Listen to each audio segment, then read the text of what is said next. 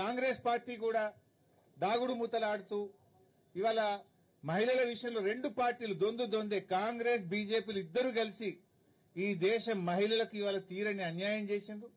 మహిళా బిల్లు విషయంలో రెండు రాజకీయ పార్టీలు కలిసి నాటకాలు ఆడుతా ఉన్నాయి. ఈరోజు ఇవాళ రేవంత్ రెడ్డి గారు కేంద్ర మంత్రి శ్రీనివాస్ వర్మ ఇంటికి టిఫిన్కి పోయిండు బ్రేక్ఫాస్ట్.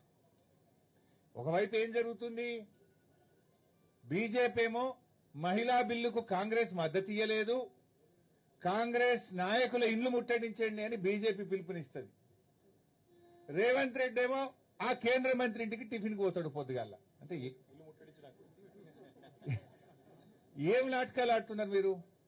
ఇదే కేంద్ర ప్రభుత్వం కాంగ్రెస్ ఎంపీలో ఇల్లు ముట్టడి అంటది, అదే కేంద్ర మంత్రి ఇంటికి రేవంత్ రెడ్డి భోజనానికి పోతాడు. అంటే నీ హైబ్రిడ్ సిద్ధాంతం ఇదేనా? ఇక నీ క్రాస్ బ్రీడ్ సిద్ధాంతం ఇదేనా?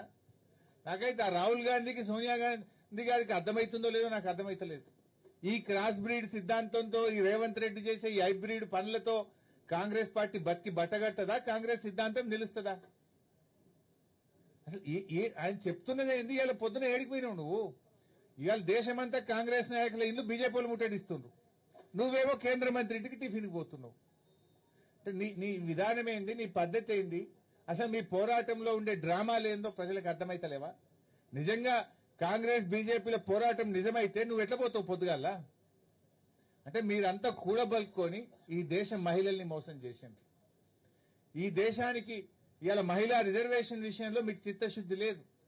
ఆనాడు కేసీఆర్ గారి నాయకత్వంలో తెలంగాణ మొదటి శాసనసభలోనే మహిళలకు చట్టసభల్లో రిజర్వేషన్ కల్పించాలని ఆ రోజు బీఆర్ఎస్ పార్టీ ఏకగ్రీవ తీర్మానం చేసి కేంద్ర ప్రభుత్వానికి పంపింది. బీజేపీ మీద నెపం పెట్టి కాంగ్రెస్ తప్పించుకునే ప్రయత్నం చేసింది, కాంగ్రెస్ మీద నెపం పెట్టి ఇలా బీజేపీ తప్పించుకునే ప్రయత్నం చేస్తుంది. రెండు పార్టీలు కలిసి ఈ దేశ మహిళలకు ఇలా తీరని అన్యాయం చేస్తా ఉన్నారు.